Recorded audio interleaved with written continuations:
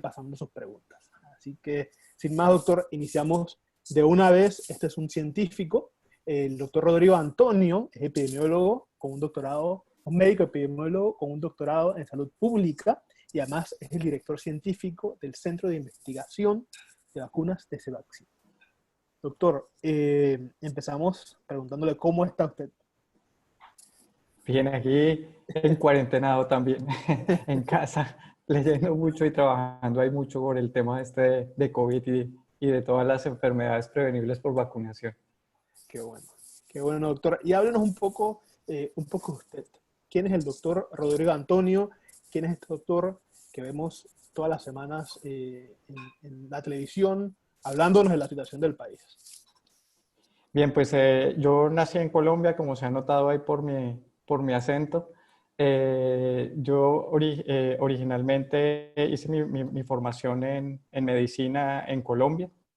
La historia empieza, quería ser neurocirujano originalmente, pero ahí durante el transcurso de la carrera me entré en contacto con la parte de pediatría y de enfermedades infecciosas. Y ahí me di cuenta que sobre todo las grandes causas de morbilidad y de mortalidad en los niños eran cosas que eran bastante comunes como la diarrea, las enfermedades respiratorias y la desnutrición.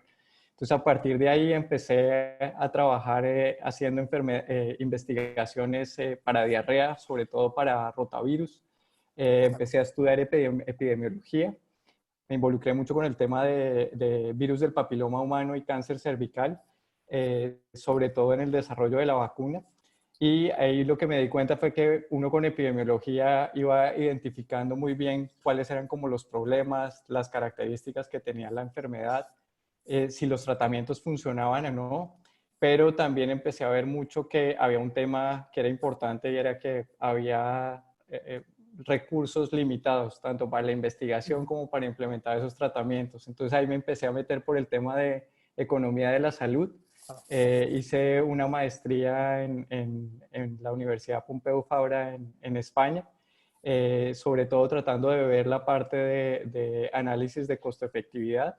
Y luego ahí me di cuenta que eso todavía no era suficiente porque había que volverlo, trasladarlo para el proceso de toma de decisión. Entonces ahí me metí a hacer un doctorado en salud pública en la Escuela de Salud Pública de México, porque ahí la idea era sobre todo tratar de ver que lo que íbamos generando en investigación y los análisis que se iban haciendo pudieran volverse a su vez en políticas de salud pública que se pudieran estar basadas en la evidencia. Sí. Interesante, doctor. Y qué bueno que ha podido contar este paso a paso del desarrollo de su carrera, porque también nos ven muchos estudiantes de medicina y estudiantes de las ciencias de la salud en general.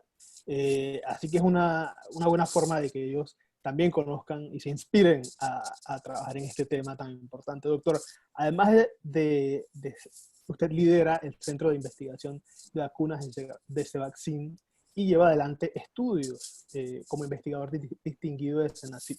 Doctor, hace 2 meses nadie sabía qué era la epidemiología en general en Panamá. De repente se escuchaba el concepto, pero nada más allá de eso. Hoy día en redes sociales es un tema, y en medios de comunicación a nivel mundial, es un tema que es relevante y que prácticamente dictamina las políticas públicas y las decisiones económicas de nuestro país y del mundo. Doctor, cuéntenos un poco más sobre su trayectoria, ¿no? Sí, bueno, como les mencionaba, yo empecé a trabajar inicialmente en el Instituto Nacional de Salud en Colombia, haciendo principalmente estudios de investigación en diarrea, que fueron principalmente estudios de rotavirus. Luego empecé a trabajar con estudios clínicos de la vacuna de papiloma. Me vinculé hace 11 años, para el 2009, el doctor Eduardo Ortega me trajo aquí para Panamá a trabajar con el grupo de médico de vacunas para epidemiología y economía de la salud.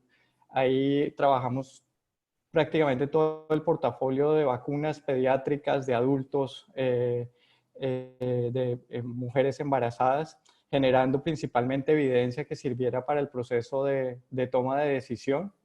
Y hace 2 años me invitaron a participar el doctor Xavier y el doctor José Jimeno, que tenían este grupo de investigación que se llama Cevaxin, que obviamente se ha convertido como en referencia para generar información de vacunas que sirve no solamente aquí para Panamá, sino para todo el mundo.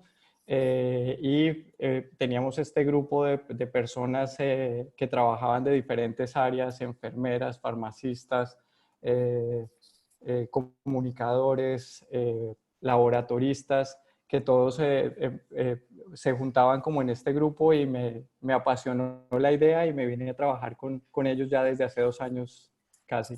Sí. Qué interesante, doctor. Doctor, cuénteme, bueno, entrando un poco más en el tema, doctor, ya sabemos su historia, sabemos un poco de su experiencia. ¿Cómo llegó a la Comisión Asesora del COVID del Gobierno Nacional? Sí, bueno, los epidemiólogos siempre andamos ahí como buscando ahí como información de lo que tenemos circulando, nuevas enfermedades que tenemos. Con el doctor Xavier, obviamente, y el grupo de Cevaxin veníamos monitoreando todo lo que venía pasando con este nuevo coronavirus desde China.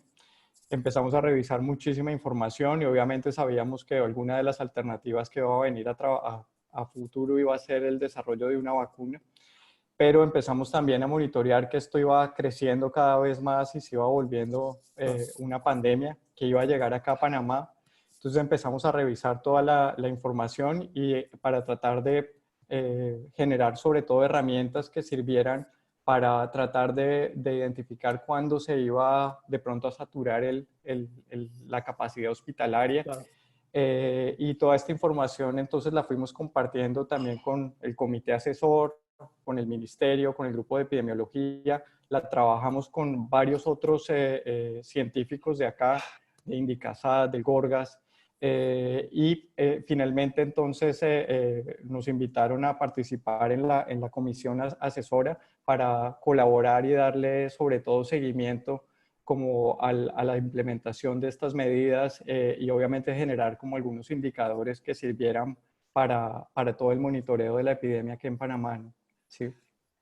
Qué interesante, doctor. Y mire que ahora, usualmente comunicar sobre salud, en el caso de salud, usualmente es, desde el punto de vista científico, se hace principalmente basado en las publicaciones, estudios o resultados. En esta ocasión están dando información prácticamente al día. ¿Qué se siente explicar este modelo del que todo el país habla toda la semana, los miércoles después de los martes después de la conferencia? Sí, bueno, era una responsabilidad grandísima. Ajá. Ahora, antes de conectarnos, hablábamos ahí con Arturo Ajá.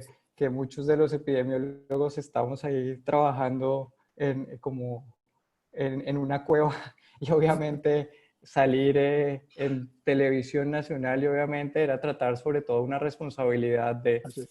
presentar lo que venía trabajando la comisión, pero también hacerlo de una forma que toda la población obviamente pudiera comprender la justificación, cómo lo estábamos midiendo. Y como esto tiene tanta participación de toda la población y se necesita, como se dice, estar más unidos que nunca, entonces era tratar de que todos habláramos como un mismo lenguaje que pudiéramos usar para lo que venía como en la epidemia. Entonces ahora es interesante ver que todo el mundo ya habla de un número reproductivo Exactamente. efectivo, del número de casos, que lo comentan, los discuten, nos hacen buenas sugerencias y eso. Entonces obviamente fue una gran responsabilidad, pero pues también un orgullo grande de poder colaborar, ¿no? Claro que sí. Y se está, como bien dicen, es el equipo Panamá, ¿no? Total. Ha logrado esta conversación entre diferentes sectores hacia un tema tan importante ahora, doctor. Y cuéntenos un poco, usted ha trabajado en diversos estudios de investigación y de vacunas. Cuéntenos un poco, ¿cuál es el que lo hace sentir más orgulloso? Bueno, o sea, trabajar en vacunas yo creo que es de las cosas ahí más gratificantes que pueden haber. O sea, normalmente se escucha decir que después del agua potable, las vacunas son como una de las intervenciones más grandes que ha tenido la salud pública, ¿no? Entonces, para mí ha sido sobre todo lograr generar evidencia que ha logrado que se usen y demostrar como su efecto y su impacto. Eso lo hemos podido lograr tanto aquí en Panamá como en otros países de la región y en general en el mundo, tanto para rotavirus como para neumococo y virus del papiloma humano. Yo creo que es como ha sido como parte de lo más gratificante que he hecho. Y desde hace 2 años, trabajando en Cevaxin, tuve la oportunidad de participar en un estudio para nuevas vacunas contra la polio. Y bueno, Panamá fue el único país que participó, gracias pues al trabajo de todo el equipo.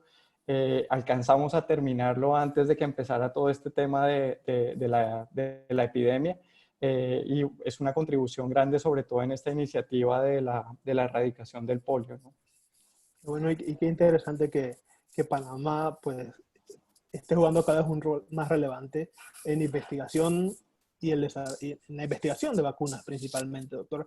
Y hablando un poco de Panamá, doctor, uno de los comentarios que han salido en redes sociales desde su primera participación en conferencia es que usted es colombiano, pero dicen que es más panameño que la carimañola.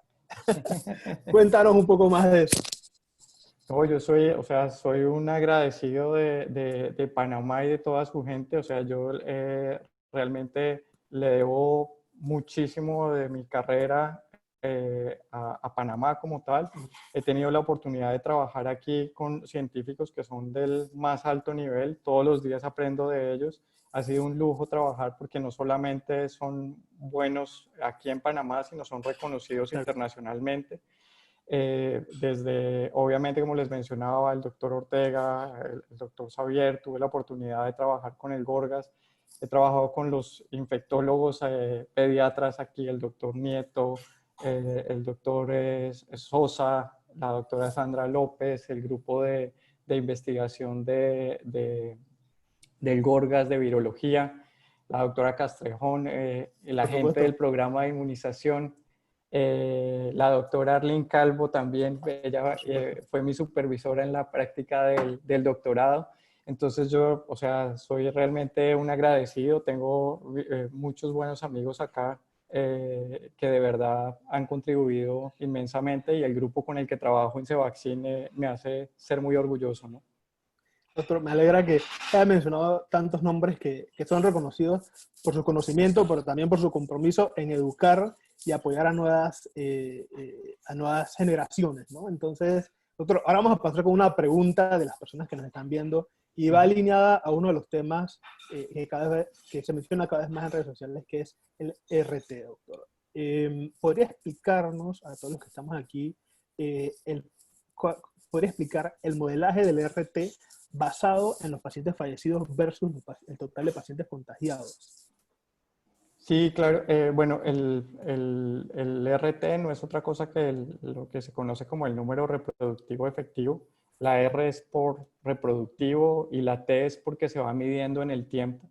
Originalmente uno está muy familiarizado con el término del R0, que es cuando normalmente llega la infección a una población susceptible, o sea, lo que ocurrió como hacia finales de febrero y principios de marzo. Lo que mide es básicamente la tasa a la que se va transmitiendo, en este caso, el virus. Es decir, una persona cuántas puede contagiar. Y usualmente lo que toma en cuenta es cuando llega, obviamente asume que todas son susceptibles, es decir, que no hay nadie infectado, pero conforme va progresando en el tiempo, lo que se va viendo es que aquellos que se van infectando, algunos se van recuperando, otros desafortunadamente fallecen. Y obviamente eso es como parte de la fórmula. Hay varios métodos que se trabajan, los han desarrollado varios grupos, algunos los han tenido que adaptar de otras enfermedades y la razón entre usar muertes o casos tiene que ver un poco con el tema de subregistro que puede existir, ¿no? En este momento la pregunta que todos nos hacemos es sobre todo cuántos han estado infectados, tomando como esa suma entre los que desarrollaron síntomas y esos que no hicieron síntomas. Entonces, esa es una pregunta ahí como bien grande que todavía tenemos. Entonces, el uso de las muertes se convierte como en un parámetro que tiene menos subregistro. Entonces, algunos grupos lo prefieren para tratar de validar la estimación en el tiempo. Aquí nosotros hemos hecho varios ejercicios, obviamente tratamos de presentar algunos, pero realmente lo hacemos con los casos nuevos, lo hacemos utilizando la fecha de inicio de síntomas, lo hacemos utilizando las muertes, las hospitalizaciones, los ingresos a cuidado intensivo, y conforme eso lo que vamos es generando como evidencia que pueda servirnos para ir mirando como esa evolución en el tiempo, ¿no? Doctor. Otra pregunta que nos hacen, doctor, es ¿cuál es su opinión con respecto al sistema de trabajo de Nueva Zelanda de eliminar la tasa de contagios del COVID-19? Sí, bueno, una de las cosas como que venimos trabajando son revisar lo que vienen haciendo todos los países. Y hemos visto desde medidas muy conservadoras hasta algunas que son como más flexibles. Es algo, tal vez uno de los temas más importantes que uno tiene que revisar como las experiencias que van haciendo cada uno de los países, pero también ver cómo es el comportamiento en su propio país. Y aquí esto es importante, claro, para Nueva Zelanda ha sido una estrategia que se ha venido funcionando, hicieron una muy buena evaluación temprana, monitoreo, trataron de cortar esa tasa de contagio, fueron cerrando como a través como de los cercos, hicieron muy buena identificación desde esa parte donde empezaron a llegar casos antes de que estuviera como una transmisión en la comunidad sostenida, ¿no? Es decir, que ya la enfermedad no dependía de quien fuera llegando, sino solamente de los casos locales. Entonces, es una estrategia que obviamente les ha funcionado en esta primera fase. Obviamente hay que irla verla cómo va evolucionando en el tiempo, que va a ser como una de las siguientes preguntas que iremos como resolviendo, ¿no? Claro, y qué bueno que mencione que el equipo, además de tener una visión de qué está pasando local, a nivel local, está dándole seguimiento a acciones a nivel internacional, ¿no? Doctor, y una última pregunta del público antes de continuar con la que teníamos preparadas. ¿Qué sabe, doctor, referente a la reinfección de pacientes dados de alta de COVID-19? ¿Se sabe más o menos después de qué tiempo ocurre esta reinfección? Hasta ahora realmente, o sea, hubo alguna literatura que sugirió que había una reinfección. Tal vez lo que hubo más grande fue en Corea del Sur, Okay. que ellos habían hecho un buen control. Después más o menos de 14 días se les habían hecho pruebas a esas personas que habían sido positivas, salieron negativas, y luego, después de cierto tiempo, les volvieron a hacer pruebas y salieron positivas. Entonces ahí la pregunta era si era reinfección, es decir, que nuevamente le volvió a dar la enfermedad, o si era parte de la misma infección original que ocurriera. La evidencia hasta ahora sugiere que no fue una reinfección, sino este virus en particular, y tiene que ver con las pruebas que usan. Las pruebas buscan como un pedacito del virus. Entonces, parece que uno puede encontrar pedacitos de ese virus mucho tiempo después en el tiempo. Claro. Sin embargo, ya no son infectantes. Entonces, ese es un punto a tener en cuenta. Y el segundo es también que las pruebas, si bien se han podido desarrollar de una forma muy rápida, las pruebas diagnósticas, de todas formas, algunas pueden arrojar lo que se conoce como falsos positivos. Y dependen en muchos casos desde la forma como se tome hasta el tipo de muestra que se está utilizando. Entonces, hasta ahora la evidencia que hemos podido valorar no sugiere que se pueda haber una reinfección. De hecho, se sabe que la época en la que más se transmite el virus es desde 2 días antes de que empiecen los síntomas y durante la primera semana. Luego de ahí pareciera que ya deja de ser tan contagioso. Tan contagioso. Ok, doctor. Ahora, volviendo un poco más a mis preguntas, doctora, me gustaría hacer un ejercicio frente a todos los que nos ven para que conozcan el impacto que puede tener un epidemiólogo en el sistema de salud. ¿Qué puede hacer un epidemiólogo para controlar la obesidad de un país? Bueno, los epidemiólogos en cierta forma somos ahí como detectives para ir mirando las cosas. Entonces uno originalmente trata de ver qué tan grande es el problema, ¿no? Entonces trata como de evaluar desde la frecuencia qué tanto ocurre, dependiendo como las definiciones que se vengan utilizando. Entonces lo primero es conocer qué tan grande es el problema. Segundo, ver a quiénes afecta. Es en todos los grupos de edad, es solamente los hombres, solamente las mujeres, o son ambos, es en alguna provincia en especial, o es en toda la población. Luego viene la parte ahí más bonita, que es tratar de ver cuáles son como los factores de riesgo, que ahí vienen desde aspectos familiares, obviamente otras enfermedades que puedan tener, aspectos genéticos, y luego viene esa parte que es del comportamiento en sí mismo, hábitos de dieta, otros factores socioeconómicos, educación, también si han tenido algunos hábitos que puedan estar relacionados, que se hacen como por ejemplo a través de encuestas en general, y todo eso va dando como el marco de decir uno, yo tengo un problema o no con la obesidad, y cuáles son como esos grupos en los que podría tratar de, a partir de datos, obviamente empezar a implementar como algunas intervenciones que pudieran mejorar ese problema si lo he demostrado, ¿no? Así, Sí. sí.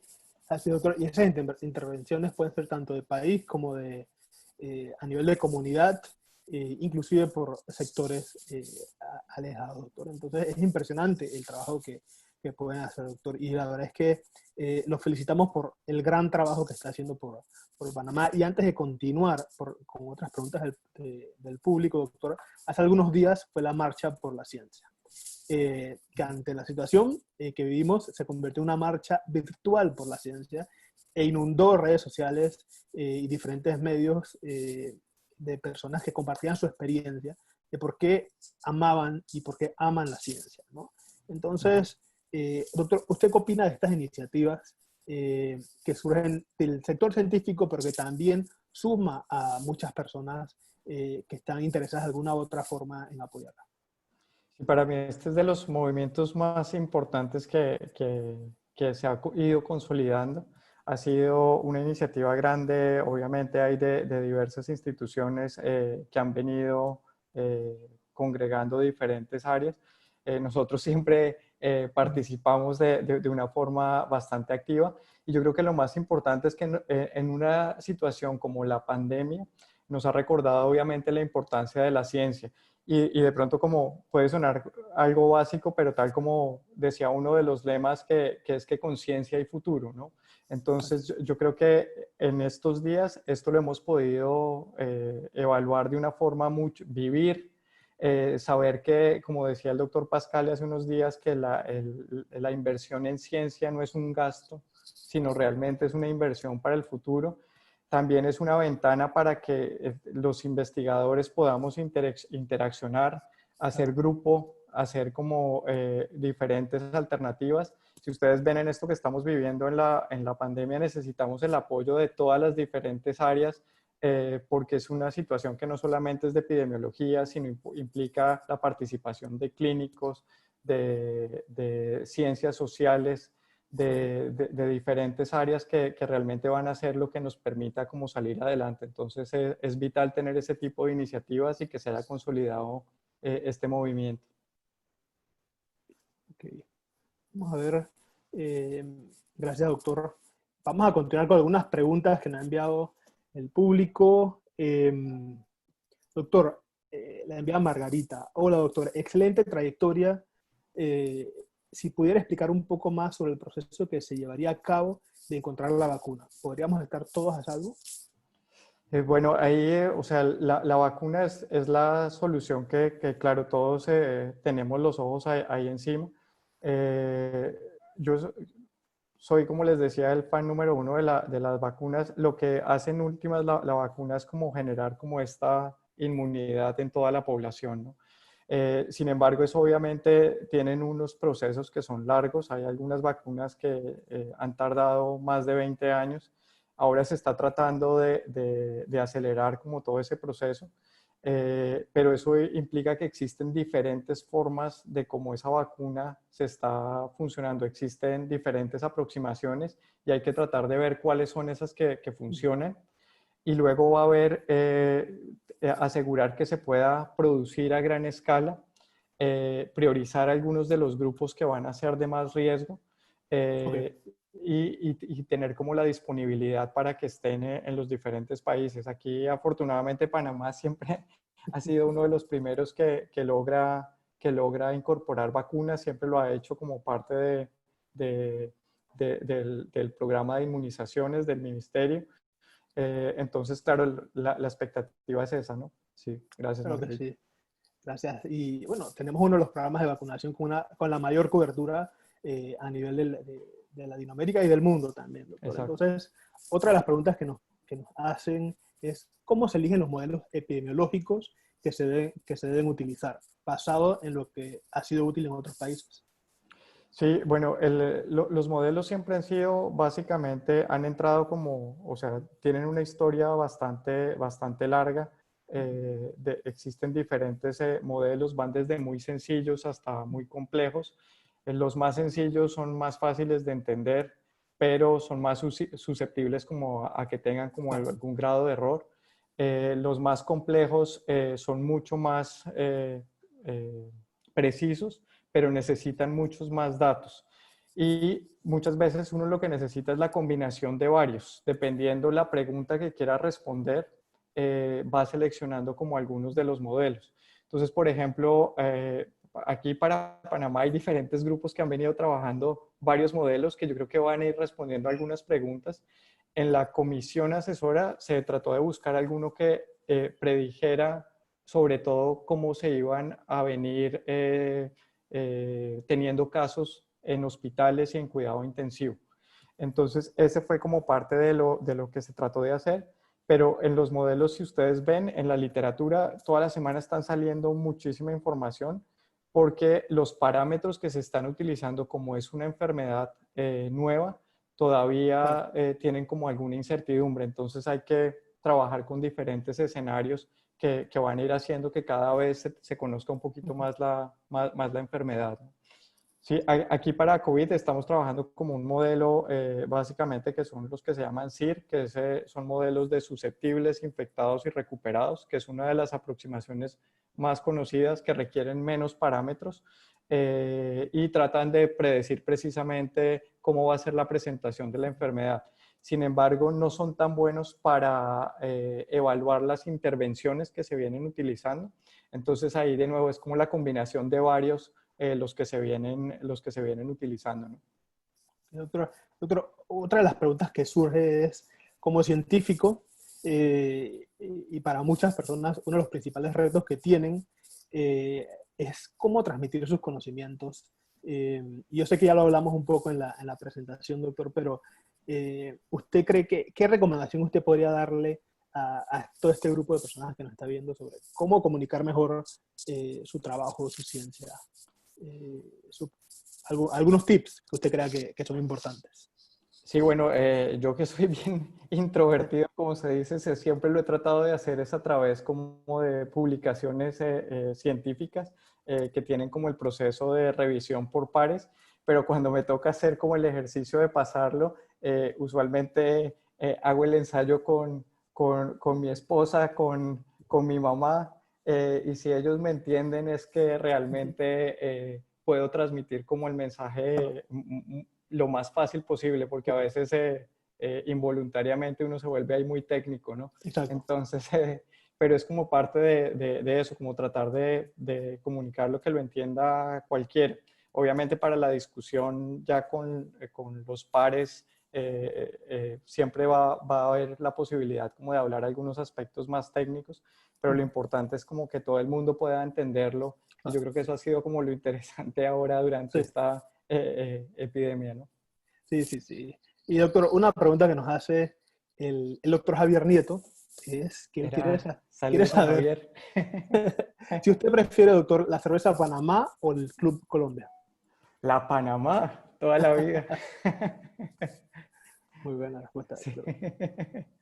Doctor, Él me debe unas cuantas, pero ahora en ley seca no podemos. así es. Después, doctor, otra pregunta que nos hacen, el manejo epidemiológico que es llevado por Singapur, se encuentra entre los modelos a seguir.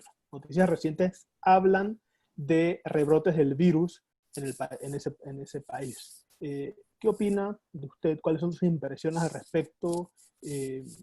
¿Puede compartir un poco más de este tema? Sí, es un poquito también como hablamos con Nueva Zelanda. Al principio Singapur fue como de los países que tuvo una mejor respuesta y logró como hacer, sobre todo yo creo que una de las cosas que mejor hizo fue la identificación de los casos muy temprano, el aislamiento de ellos y hacerles la trazabilidad con los contactos. De hecho, ellos implementaron como algunas medidas, incluso que tenían medidas como legales. La comisión tuvo la oportunidad de compartir como algunas experiencias, pero lo que vieron fue que después de que fueron levantando algunas de las medidas, hubo como ese rebrote. Entonces ahí la importancia es no solamente lo que uno haga en la primera fase, sino también ir viendo y ir sabiendo que esta es como una enfermedad que todavía es difícil de anticipar. Entonces, obviamente tienen todavía que fortalecer como algunas de las actividades y yo creo que el mensaje que nos dejó Singapur es sobre todo hacer como un levantamiento gradual de las medidas para que fuera como ir sintonizando ahí qué qué tantos casos va a ir uno viendo, que se vaya permitiendo también ir generando como cierta inmunidad en la población. Entonces hay que ir midiendo como algunas de estas medidas gradualmente y continuarlas evaluando todo el tiempo, ¿no? Doctor, y con miras a extraer un poco más de sus conocimientos del campo del desarrollo de vacunas y estudios de este tema, doctor, nos preguntan si existe alguna evidencia de que la vacuna del COVID se va a realizar, se va a brindar todos los años a las personas como como se realiza con la influenza y otras más que tenemos en el programa ampliado de vacunación. Esta es una de las preguntas que tenemos todavía que resolver y va como un poquito ligado con lo que les mencionaba antes. Va a depender de cómo, cuál va a ser como la o las tecnologías que se usen, la forma de tener como esa vacuna, de si de pronto va a necesitar usar un adyuvante para que genere defensas por más tiempo. O si el comportamiento puede ser de que va a ser como un virus que vaya cambiando, así sea de a poquitos durante un año al otro, que requiera como un manejo parecido al que hace la influenza, ¿no? Donde cada año uno tiene que ir como haciendo como la vacuna. Idealmente sería tener como una que lo protegiera a uno Totalmente. mucho tiempo. Sí. Doctora, y volviendo un poco más al core, somos la Fundación Sangre Panamá y uno de los temas que también ha ganado relevancia estos días a nivel mundial y en Panamá es el tema de tratamiento de plasma convaleciente a los pacientes con COVID. Doctor, ¿usted qué opina de este tratamiento? Y nos preguntan si ya se está utilizando en Panamá. Ese es uno de los que le decía Arturo ahí antes, que le tengo más fe ahí. Los principios vienen de mucho tiempo atrás. Yo creo que tenemos como muchas expectativas. Aquí ya se aprobó como un protocolo, se han empezado a identificar como los donantes y tenemos muchísima expectativa de su uso, sobre todo en esos pacientes que están en cuidado intensivo. Entonces realmente va a ser importante conocer estos resultados. Hay otros grupos en otros países también, pero aquí se ha tratado de hacerlo bajo un protocolo que obviamente acompañe el buen análisis que se haga de la información que se vaya generando. Entonces le tenemos ahí las velas puestas. Claro que sí. Y ahora, pues, recientemente la Sociedad Panameña de Hematología hizo un llamado a que aquellas personas que han recuperado el COVID se acerquen a donar plasma. Pueden ver la información en las redes de Sangre Panamá y los contactos y los correos. Es muy importante que lo hagan. Doctor, una pregunta que nos hace la doctora Jacqueline Levy. está relacionada al levantamiento de la cuarentena, doctor. ¿Qué estrategia existe para mejorar la búsqueda de contactos y seguimientos de infectados una vez haya levantado la cuarentena? Sí, un saludo a la doctora Levi, que también he trabajado ahí con ella. Básicamente, lo que más se ha trabajado es el fortalecimiento de los niveles primarios de atención. Eh, Revisando un poquito la experiencia de Costa Rica, ellos han tenido como esos equipos de atención primaria que hacen una identificación muy temprana del caso que tenga síntomas que sugieran la infección. Pero desde ese mismo momento en que se identifica ese caso y aún cuando está esperando su resultado, le van haciendo como un cerco epidemiológico tanto a sus contactos, a veces incluso se les hacen pruebas a los contactos para tratar de ver si antes de que inicien síntomas ya uno los puede identificar. Entonces, ese es como el pilar clave de esa identificación de los contactos. Luego vienen todo el tema de tecnología, que creo que aquí va a ser también fundamental y algunos países ya lo han venido también manejando. Taiwán tiene una experiencia súper chévere que es a través de los celulares, van identificando dónde está cada una de esas personas y van viendo que realmente se mantengan, por ejemplo, en casa con sus contactos e incluso pueden definir, por ejemplo, dónde han estado previamente para tratar de identificar como otros potenciales casos que sean sospechosos.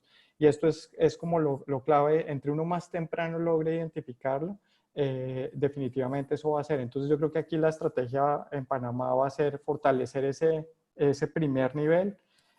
Seguramente se va a requerir la intervención de diferentes sectores, sector privado, obviamente fortalecimiento de estos epidemiólogos o grupos de primer nivel que están, líderes comunitarios que permitan obviamente identificar y hacer ese cerco epidemiológico muy temprano. Esto va a ser, yo creo que una de las cosas principales y que han mostrado tener resultados en otros países.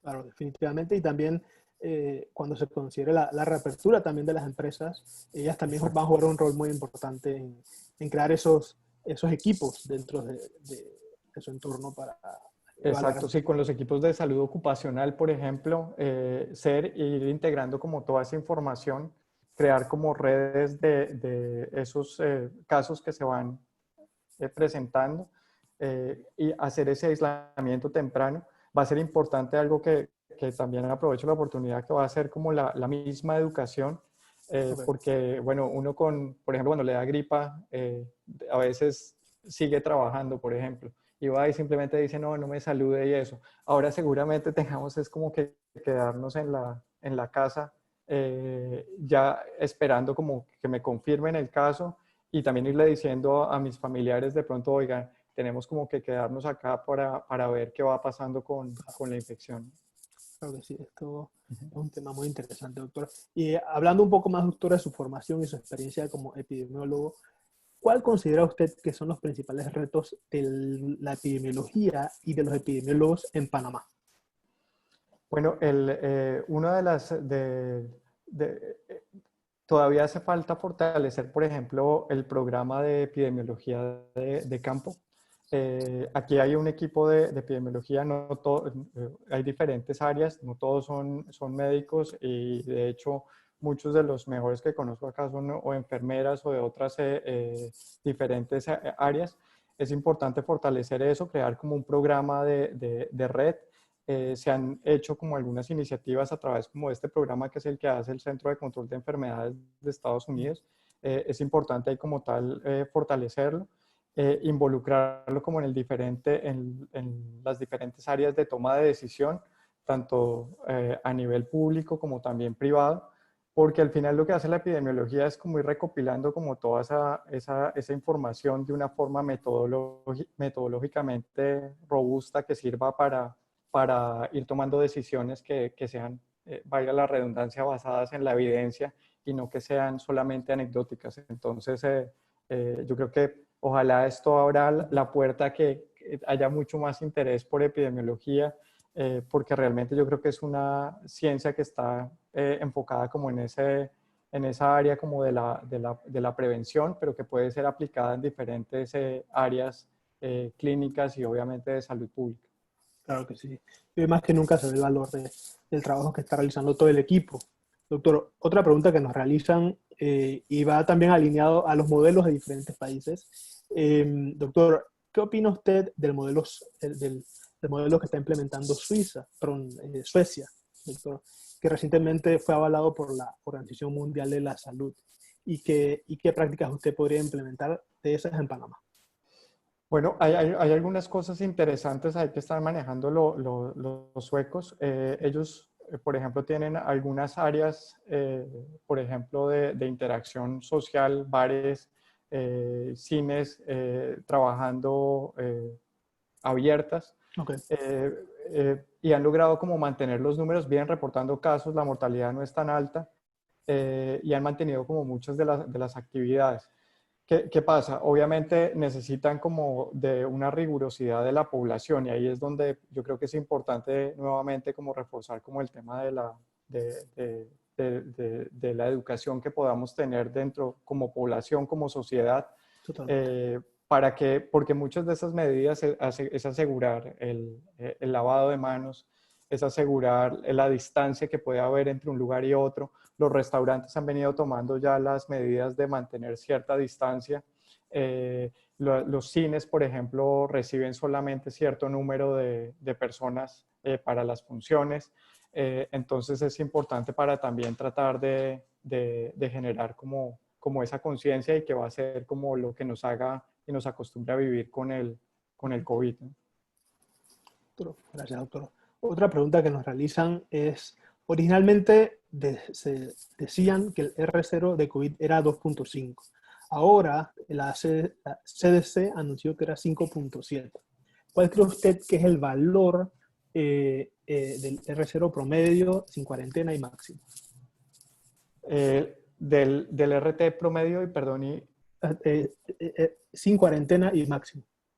sí, yo creo que, o sea, los primeros trabajos mostraban que ese R0 más o menos podía estar entre 2 y 3, es decir, cada persona se lo transmitía a 2 o 3 personas. Los análisis, cuando ya miraron un poquito, tomaron en cuenta esa fracción como de asintomáticos. Hay trabajos que muestran y que es incluso de 5. Y si ustedes ven las curvas que se han hecho, si bien tienen un rango de incertidumbre, alcanzan a mostrar que ese RT o R0, que es al momento en que inicia, pudo estar ahí más alto. En la estimación del seguimiento, como que uno va utilizando, hay dos cosas que hay que tener en cuenta. Uno, que como hay tanta diferencia, por ejemplo, entre la densidad de la población que puede haber en ciertas provincias, eso obviamente lo afecta porque el comportamiento social, cultural puede ser diferente por región, por actividad económica. Y obviamente también por el número de pruebas que se vayan realizando. Hemos visto que a veces hay fluctuación en el número de pruebas, entonces por eso se trata de hacer como un promedio. De nuevo, hay diferentes métodos, el que estamos usando acá es como lo que se llama como una media móvil, es decir, cada 7 días, el dato que vemos hoy es el promedio de los últimos 7 días, de todos los parámetros que vemos durante 7 días. Es mucho más estable, hay grupos que están usando hasta 10 días, otros usan 5 días.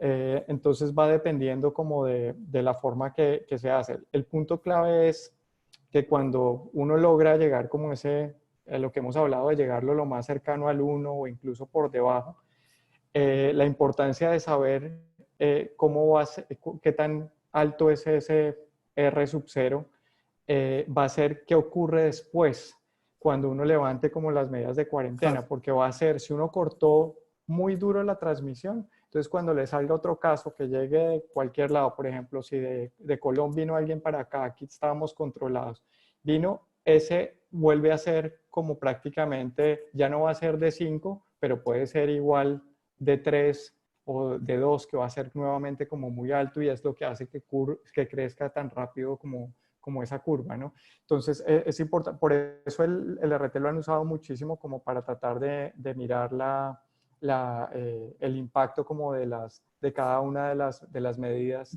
que se vienen utilizando de mitigación y de supresión.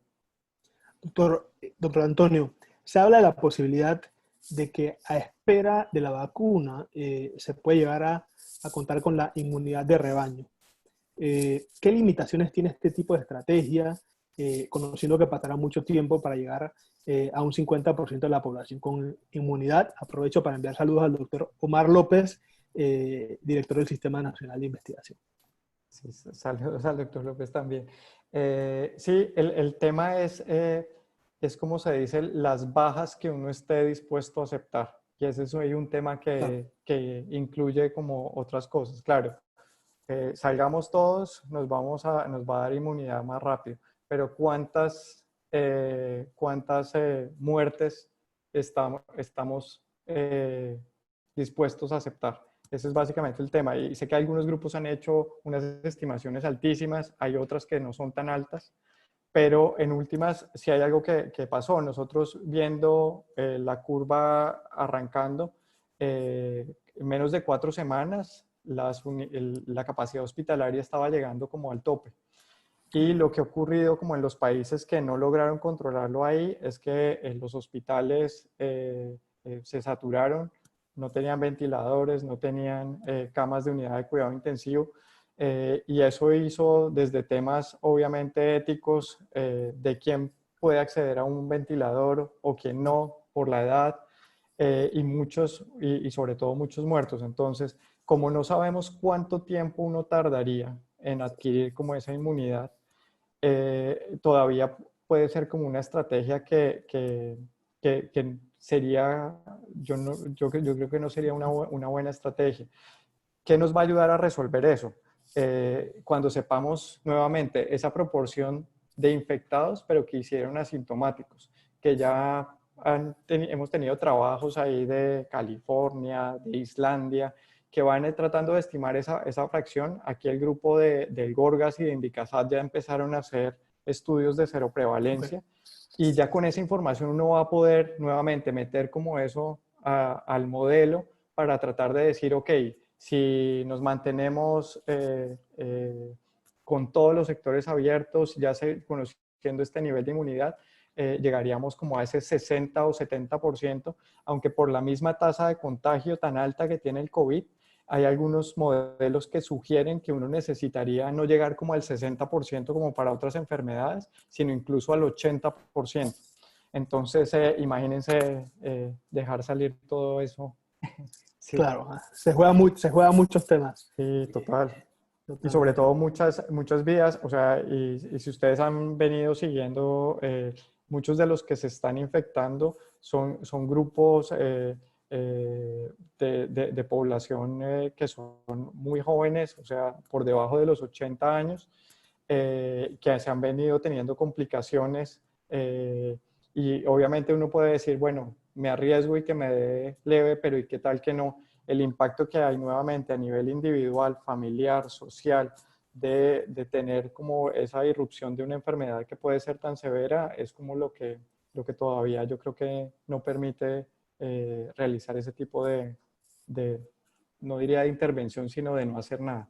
Exactamente. De decisiones, ¿no, doctor? Exacto.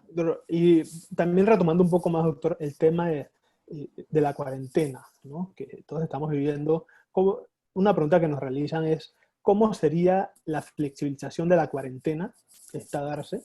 Ya que hay que considerar que no solo hay problemas de COVID-19, sino también hay problemas psicológicos producto de esta cuarentena para los ciudadanos. El tema de salud mental es un tema que es muy importante, doctor. ¿Y cómo se está considerando en esta? Sí, como les mencionaba antes, o sea, esta es una situación, una epidemia que requiere como el abordaje de diferentes áreas. Por eso les mencionaba desde el punto de vista social, desde el punto de vista médico, desde el punto de vista epidemiológico, desde el punto de vista de salud mental, requiere como un abordaje que sea muy bien estructurado.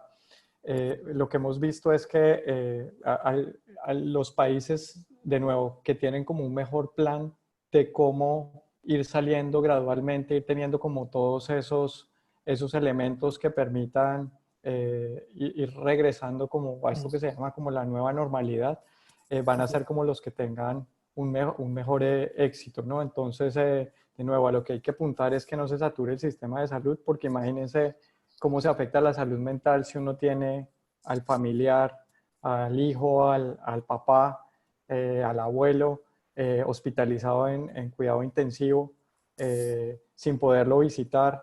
Eso también son cosas como que hay que poner como en la balanza y hacer la mejor estrategia posible. Claro que sí.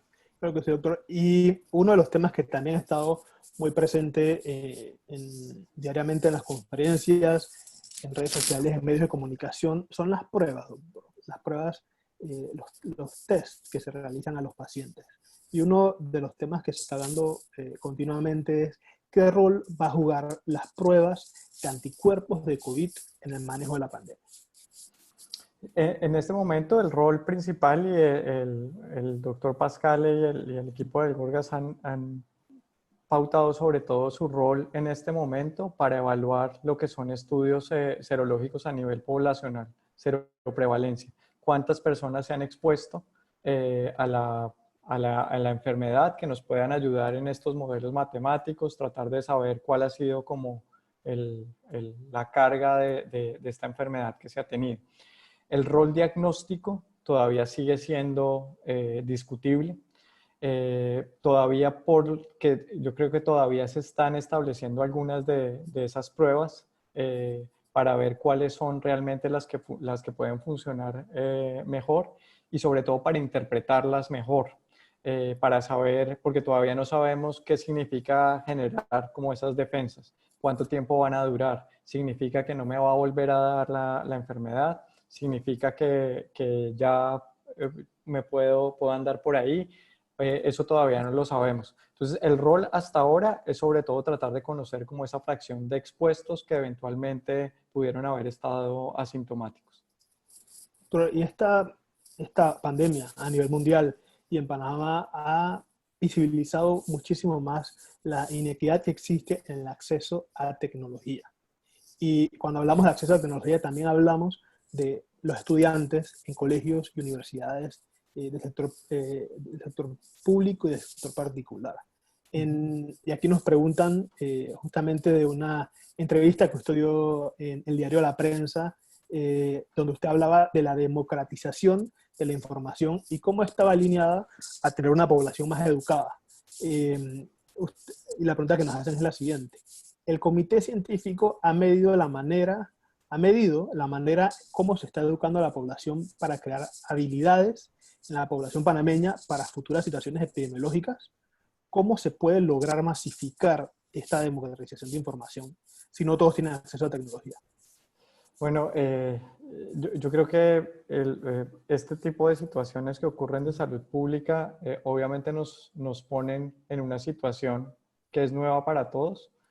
Y obviamente aquí pueden suceder dos cosas. O aprendemos de lo que de pronto nos está mostrando para las cosas que no estábamos preparados, para tratar de salir mejor, más fortificados de cómo lo tenemos. Como lo mencionas, Gabriel, obviamente nos hemos dado cuenta de que no todo el mundo tiene acceso a Internet de la misma forma. No es lo mismo tener un teléfono celular que tener como acceso como a Internet. Se ha visto como una debilidad. Sabemos de las inequidades que se viven acá y lo importante es como lo que podamos hacer con esto, ¿no? Va a ser importante, yo creo que el rol que cumpla el Ministerio de Educación, también la Autoridad de Innovación, para asegurar que se vayan rompiendo como esos vacíos que existen entre diferentes grupos. Si se está evaluando, es parte como de lo que se está considerando en los factores, sobre todo de cómo regresar a algo que es un derecho fundamental como la educación, que no debe depender de si el colegio puede o no puede tener acceso a hacer clases virtuales o no, sino que lo ideal es que toda la población pudiera tenerlo. Eso es parte como de lo que se considera como en ese plan, sobre todo en el corto plazo, pero yo creo que es un problema mucho más de fondo y se va a necesitar continuarlo fortaleciendo para cerrar como ese gap. Así es. Doctor Rodrigo, muchas gracias por el tiempo, por participar en este Zoom científico. Se han aclarado muchas dudas de todas las personas que se han conectado, doctor. Y ya para cerrar, ¿qué mensaje de cierre usted gustaría compartir a estas personas que que han estado participando y a aquellos que van a ver esta conferencia posteriormente, ya sea en Instagram, en YouTube o en podcast? No, pues primero muchísimas gracias por la invitación, gracias por obviamente generar este tipo de espacios. Se requiere cada vez más de esto, tener como la posibilidad de compartir lo que vienen realizando diferentes grupos de investigadores, no solamente en el contexto de pandemia, sino en general. Aquí se hacen muchas cosas muy buenas que realmente cambian la toma de decisión y lo que generan. Entonces eso es muy importante. Y desde el punto de vista de la epidemia, yo creo que esto, o sea, para mí lo que más me ha generado es la capacidad que uno puede lograr de unirse, porque aquí no va a ser una sola persona la que le encuentre la solución, sino requerimos, como se dice, la ayuda como de todos. Comprometernos obviamente en cosas que no estábamos acostumbrados, pero desde un punto idealista, o sea, necesitamos como el compromiso de todos los diferentes sectores. No solamente se trata de decir todos nos metemos en cuarentena, sino necesitamos saber por qué es importante, cómo yo puedo contribuir a eso, porque eso es en últimas lo que nos va a hacer salir más rápido y siendo mejores. Sí, muchas gracias.